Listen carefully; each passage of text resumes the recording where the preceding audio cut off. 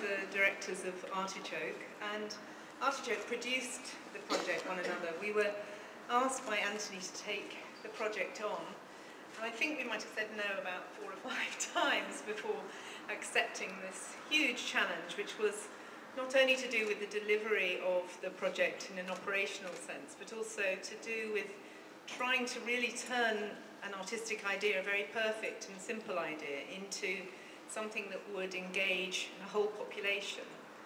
And I think for that reason we said yes, because of the projects that we try to do, whatever they are, we try to take on things which will surprise, delight, and also challenge their audience.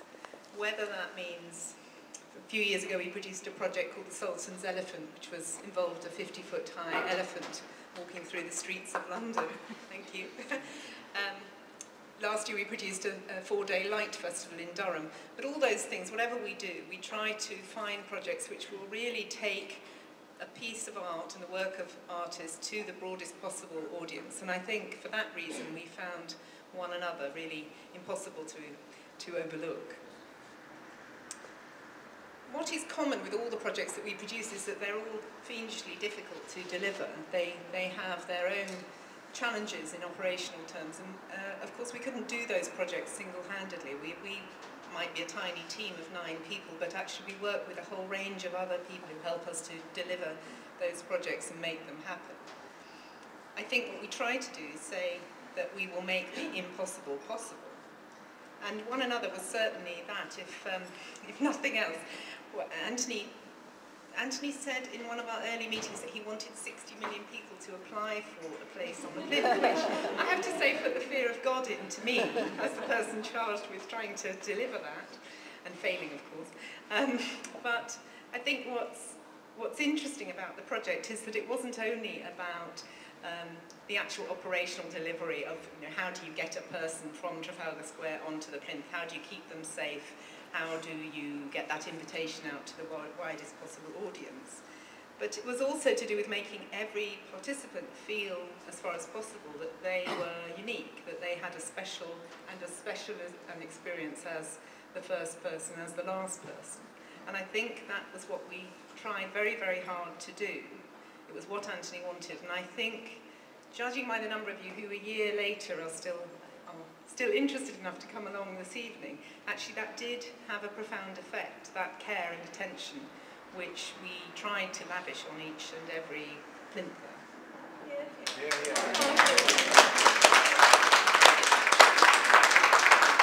I think one of the things we always say is that it's difficult for a company that's used to putting on shows to work in that way, because essentially what we did with One Another was we were being asked to deliver 2,400 individual 1-hour shows with no rehearsal and no interval. And that is, if you imagine a show that goes on for 100 days and nights, that's actually what we were trying to do. And we were trying to achieve the same kind of artistic standards right through in terms of the way that we looked after people. So if you look in the book, the marvellous book, which is indeed very beautiful, you will find a 4-page thank you list of all the people that made this project possible. And I can't, unless I bore you all rigid, I can't go through every single one of those people now. But it's safe to say that that project was not the work of Artichoke alone, it wasn't even the work of Anthony alone, it was a huge collaborative effort. And it falls to me, I suppose, to try to say some of those thank yous. In terms of the project, the live project, it would never have happened without the vision of the Mayor of London, whose 4th Plinth Commission this was. Anthony made a proposal long before we came on board that he wanted, actually I think his original vision was for the plinth to be occupied for a whole year, is that right?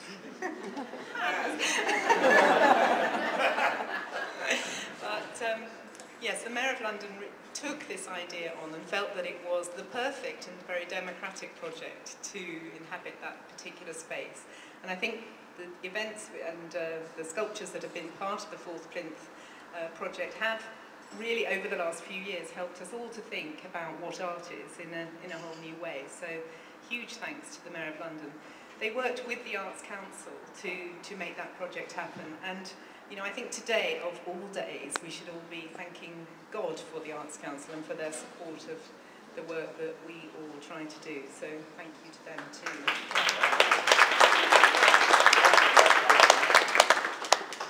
To White Cube and Anthony, of course, this project was inspired, an extraordinary project. We took our inspiration from every day, from that original idea, and trying to deliver it was difficult, it was a challenge, but it was a marvellous one, so thank you very much. Lastly, thank you very much to Sky, who really made that project, it took the project to a much, much broader audience than the audience who would otherwise have maybe noticed somebody standing on the plinth in Trafalgar Square. Sky Arts worked with us to turn the project into something much bigger than that, to stream the whole thing 24 hours a day, to enable a huge online community to engage with the project. And I think what's very interesting is to look at some of the comments which were posted on the site from all around the world, supportive, engaged, interested in the nature of the project. So I think Sky Arts enabled us really to do that, so thank you to them.